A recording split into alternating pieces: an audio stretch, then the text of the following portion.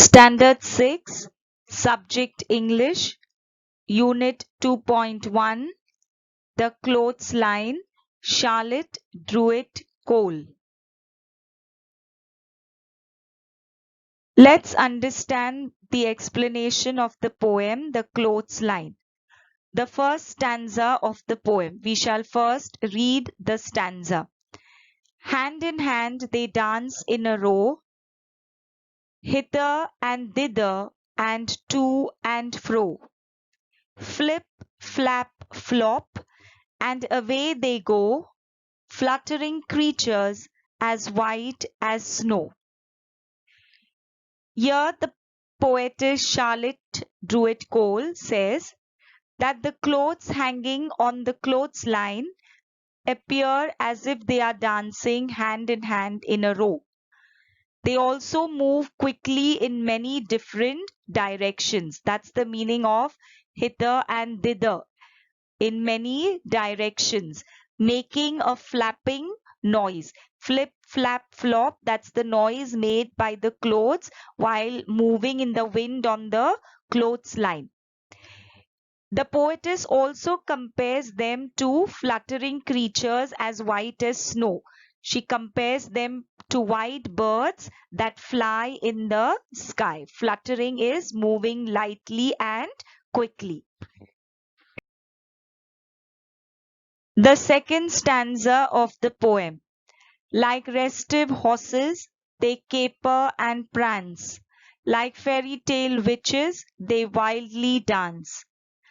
Rounded in front, but hollow behind, they shiver and skip in the merry March wind. Here the poetess compares the clothes hanging on the clothesline to restless horses, jumping and moving quickly with happiness. The meaning of the word restive is restless. So she compares the clothes hanging on the clothesline to restless or restive horses that caper.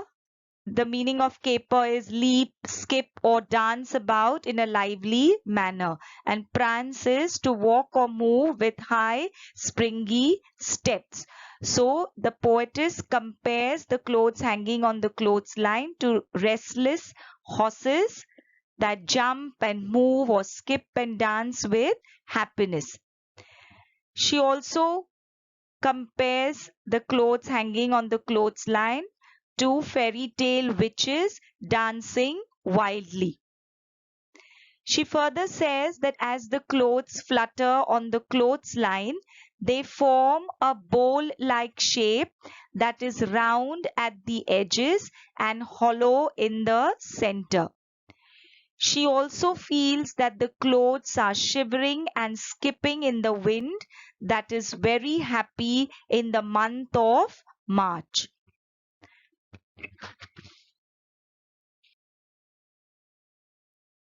The third stanza of the poem.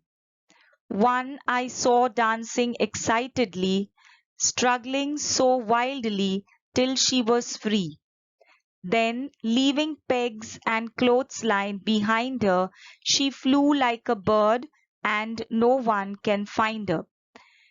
Here the poet says that she saw one of the clothes dancing excitedly, struggling wildly till she was free. She then flew off like a bird, leaving the pegs and the clothesline behind her. The meaning of pegs is clips of wood or plastic to attach wet clothes to the clothesline. She further says that no one could find her. I saw her gleam like a sail in the sun, flipping and flapping and flopping for fun. Nobody knows where she now can be, hid in a ditch or drowned in the sea. Here the poetess says that she saw her shine like a sail in the sun. This is a picture of a sail, flipping and flapping and flopping for fun. So it flips and flaps and flops because of the wind. The poetess says that nobody knows where she now is, whether she's hiding in a ditch. This is a picture of a ditch. The meaning of the word ditch is a pit at the side of a road. So nobody knows where she now is, whether she's hiding in a ditch or she's drowned in a sea. This is a picture of a sea. She was my handkerchief not long ago, but she'll never come back to my pocket, I know. Here the poetess remarks that the piece of cloth was her handkerchief that flew away not very long ago, and she is sure that it will never come back to her pocket. The handkerchief is lost forever. What is an I rhyme? When we say that two or more words rhyme, we mean that they end with the same sound or syllable.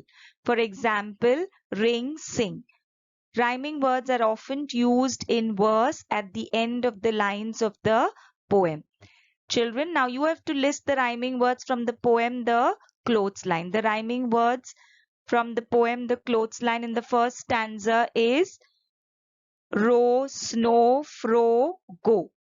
So you have to list other rhyming words from the poem. Now, note the words behind and wind. They look the same. The spellings in the word behind and in the word wind.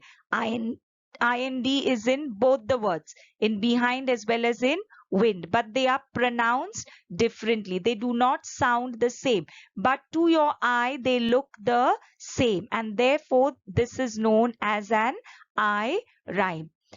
Separate the examples of I rhymes from the following list. Cry, try, stronger, longer, laughter, daughter, known, grown, none, shone, beat, feed, shut, put, one, done, imply, simply. So the I rhymes from this list are laughter, daughter. Look at the HTER. They look the same. This is repeated HTER in laughter as well as in daughter. So therefore this is an I rhyme. None and shone. None, O-N-E in both these words. They look the same, but they are pronounced differently and they do not sound the same, and therefore it is an I rhyme. Here also shut, put, imply, simply. So these are all the examples of I rhymes. Homework to be done. Answer the following questions with reference to the poem. What is described in the poem? What are the clothes compared to? Give two examples. What do restive horses do? What do fairy tale witches do? What did one of the fluttering creatures do? What could have happened to the one who flew away? Who was she? Complete the following comparisons: as white as dash, as green as red as dash, as blue as dash, as black as bright as. List all the phrases from the poem in which two or more words are joined with and. Example, hither and thither. Rewrite these comparisons using the comparative degree. Example, whiter than snow. So when you use than, that's a comparative degree. You have to find other examples.